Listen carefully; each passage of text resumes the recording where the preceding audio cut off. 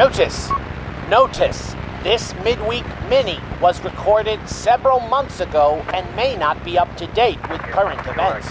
For fresh mini-sode uploads with every episode, head to patreon.com/ChilluminatiPod.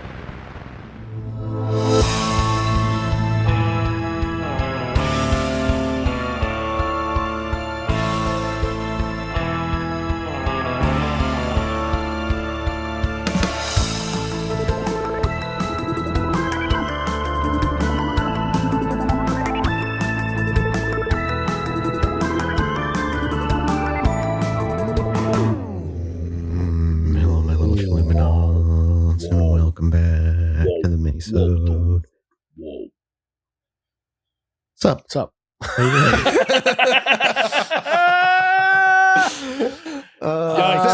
It's that brain wave. We're just quantum connected. We're just mixed together, dude.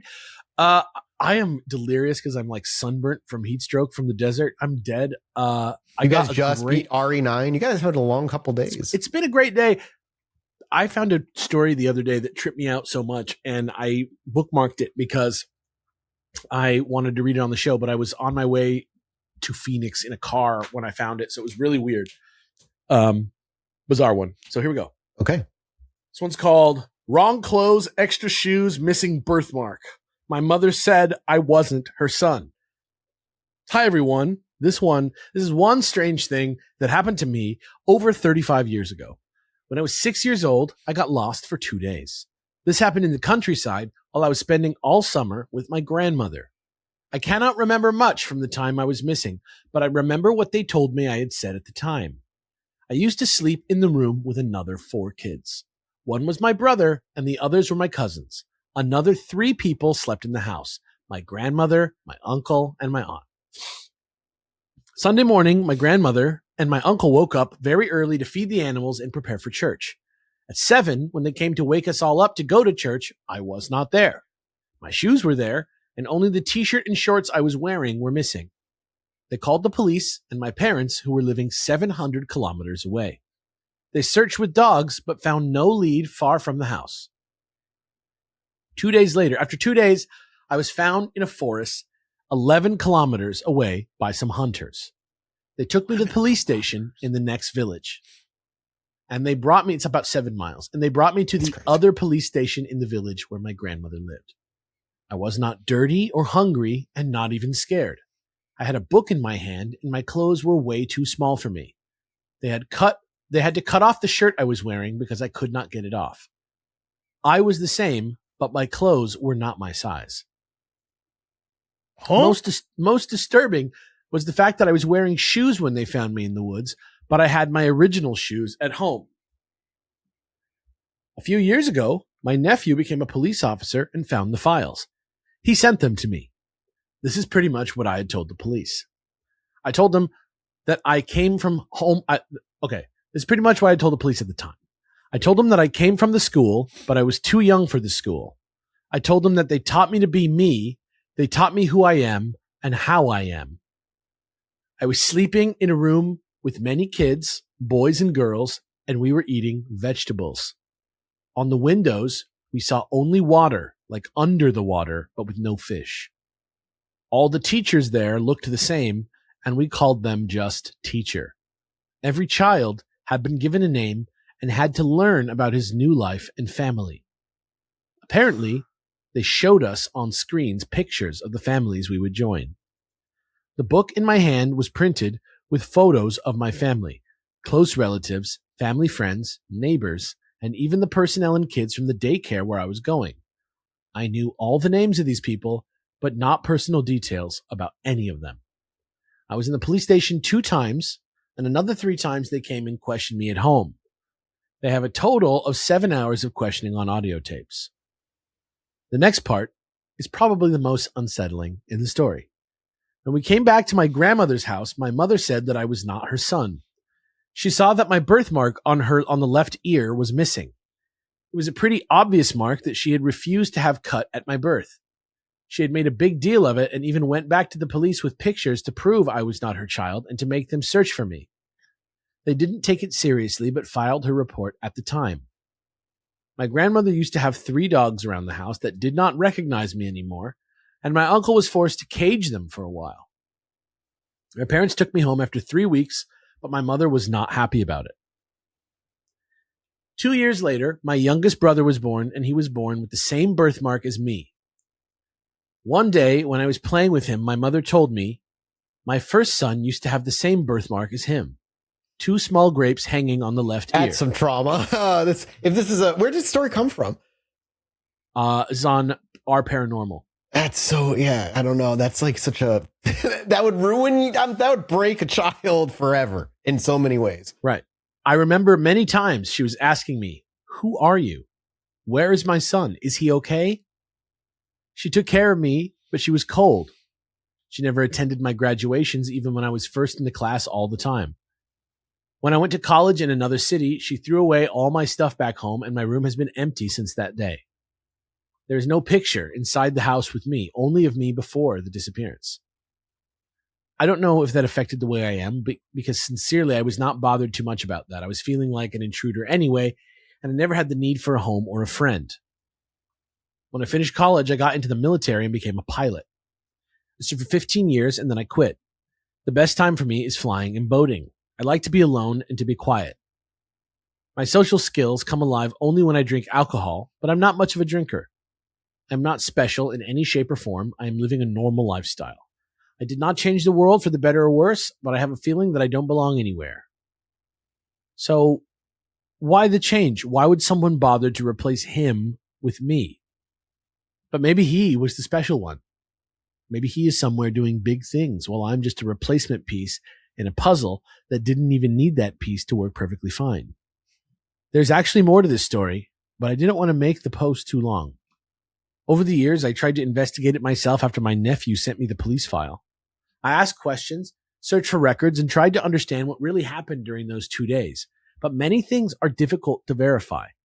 This happened during the communist period in my country when records were not always transparent and the police worked very differently than today. And then there's an edit. And it says, "Hi, everyone. I didn't expect that so many people will read my story. I've tried to respond to most of your questions, but it is not easy because currently I'm in a training program that takes most of my day. Thursday, I'll be back with the second part of my story, and I will try to address the most common questions. Thank you. Thank you for your patience, for the many nice words and wishes addressed to me." And I'm going to check their posts. Can't see their posts for some reason. But it's a pretty scary story. That is really fascinating. Yeah, that's really wild. Unsettling story. Something the kind that I never, I'd never heard that one exactly before. I remember there was that movie with, who is it? Angelina Jolie, maybe? Oh, yes. Yeah. She's like, "That's not my boy." Yeah, I think it was like a Clint Eastwood movie. It's called like Changeling or something like that. Oh, okay. But it's not like weird like this. Like in that, I think it ends up being like very mundane, like something like somebody kidnapped her kid and replaced him with another, and then like they found another kid and it wasn't her kid, but she treated it like her kid. This one, the thing that the kid says is so fucking weird. I came from the school that teaches me about me. Yeah, that whole bit that was weird. Very interesting. Almost like human clone for some reason. Who knows? To me, one of the best stories I've ever read on Our Paranormal. I don't know. That's really good. Fucking spellbinding. It is bizarre. Yeah. Well, I got 2 quick little things if we wanted to knock them out real quick. Yeah, let's do it. One, obviously, I have to talk about it because everybody's telling me it's there. The government has registered both UFO.gov and UFOs.gov. And when reached out for a comment on social media, I forget who it was, some department said, "Stay tuned" with an alien emoji. Absolutely. I think this is bad news. Yeah, I don't see anything. This administration, I have no faith I don't trust nothing they do. You know for a fact the webpage is going to be like, "They came to me with tears in their eyes. They say, Mr. President, you're the only one to disclose aliens." It's going to happen. Yeah, it's going to be ridiculous. I don't know what to make of it. I don't know what the fuck. Like, realistically, all I can see is them doing, like, putting up documents that have already been declassified before in one spot. Puff piece. Yeah, like nothing substantial in any sort of way. Unless it's like big fakies time now. Like I don't know. I'm not trying to prep. I'm not trying to say, oh, the government's going to fake. Like I will see what they do, right? But I just feel like for this to have any sort of impact, it needs to have some sort of scoop, fresh news, some kind of interesting story that they can share. But I have big doubt on that because did you guys see the Hollywood Reporter had an article? By the way, don't bother going to go look at it. It's one of those like you have to pay to see the full thing. Okay, so then no, I have not. But the article essentially is like, I guess there's now, besides Spielberg's disclosure movie, there are other disclosure-based movies happening.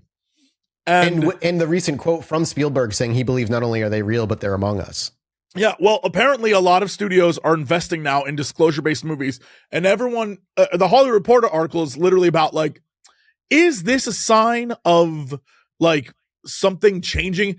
I genuinely believe it's the opposite. I think it's all these people in Hollywood are seeing that right now it's topical to be talking about this stuff and they're cashing in on it. That's what I think. And I think the government's doing the same thing. They made this website thing. They do it because people are interested now.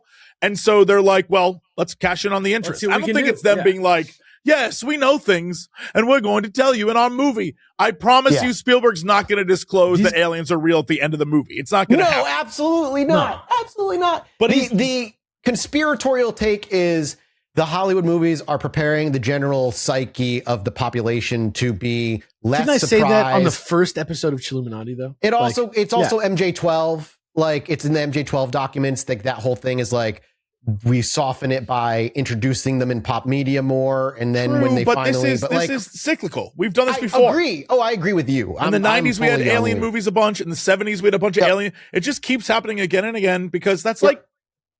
It happens. That's... And Spielberg is 100% the dude who's behind all of those, by the way. Yes. Every one of those, like, resurgence in UFO stuff is Spielberg makes an alien movie, other people start making alien movies. It just happens every time. Spielberg, go back and look at the record. It's hilarious. He is the only one I think knows more than we know. And especially because he's working I think he's the only one willing to believe I think he's just rich enough to have a little bit of access. I think he's just rich enough to have a little access. Purely money. I mean, even on Close Encounters, he had Jacques Vallée on there. He had Hynek on there working with him. Like, the more important thing is his mindset to me. You know what I mean? Yes, like, it seems like he's like not being a fucking idiot about it. Yes. And he understands why people like us are angry when fucking Lou Elizondo comes on to fucking give this us a fucking movie. God. Yeah, like good lord, that made me so. I'm still mad about that. But yeah, I mean, the other small piece of news is just: have you boys seen the unfortunate Jeffrey Epstein doppelganger? Dude, no. The guy that looks exactly like him. He had to make a video today. His name's like something Pete. I forget his name. I'm going to give you a link. But this guy literally looks exactly fucking like Epstein, to the point where you're like, oh, when I first saw the video, because there was somebody from the original video, is somebody in another car coming up to this guy who's in a convertible, just filming him. And like the profile is like, oh my God, to the point where he had to come live and be like, no, dude, that was just some stranger basically filming me. He's like, I'm not Epstein. And there's a link of him. This guy. You got to look at him. Like, look at this guy talking. It's like he looks exactly like Jeffrey Epstein. He looks from the exactly like him. From the side, he looks a lot like even Jeffrey dead Epstein. on. He looks pretty close to him. Like, it's not as identical looking. His lower, like from nose down, is different. It's the jaw. Yeah. The footage of him, of him in the fucking convertible that is like the source of all this looks like fucking looks Jeffrey just Epstein. like him. Yeah, that's insane. But what was I going to say? Oh, people always say Anthony Bourdain looks like him too, but I don't really.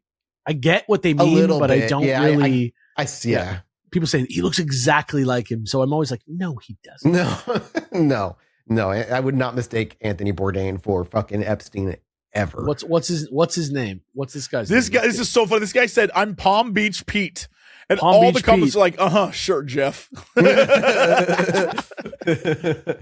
Yeah, it's unfortunate, dude. Somebody said if this was me, I'd immediately grow a beard down to my toes and never shave. This guy said, "I don't think he's Epstein, but frankly, anyone named Palm Beach Pete sounds like an equally shady character."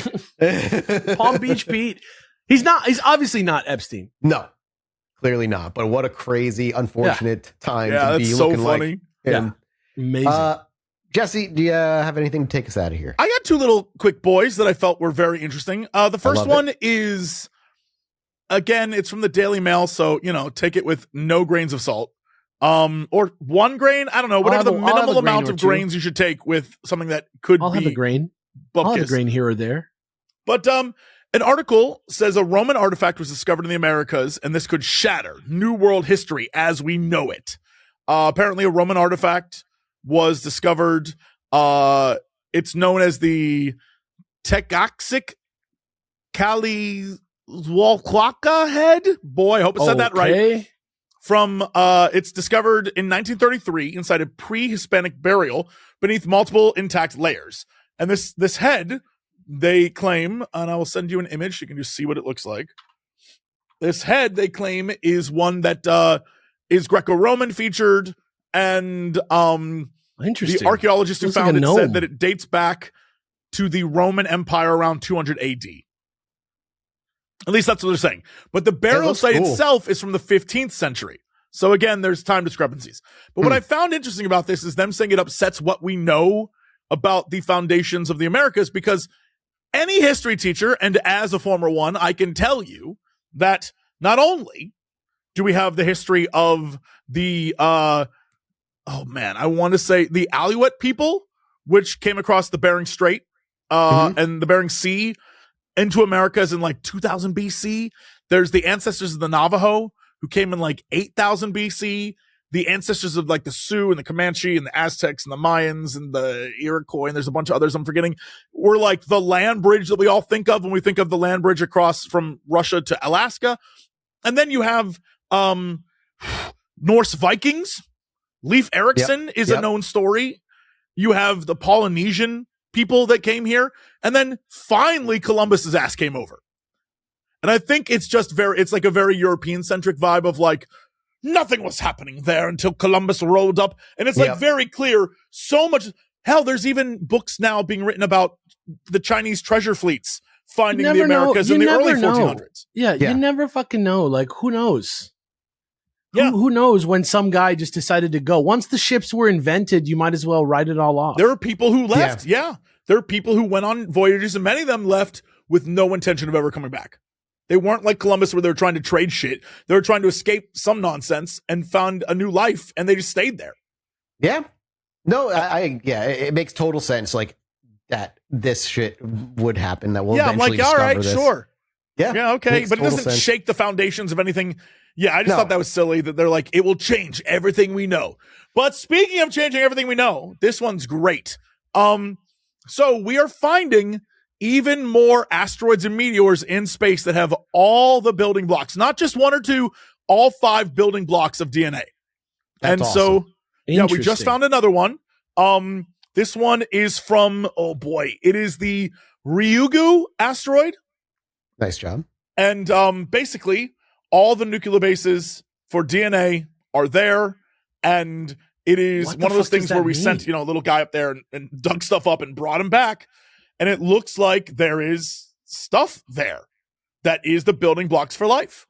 And what's fascinating about this is that the scientists are like, okay, the takeaway should not be that we came from space. The takeaway should be that... Why?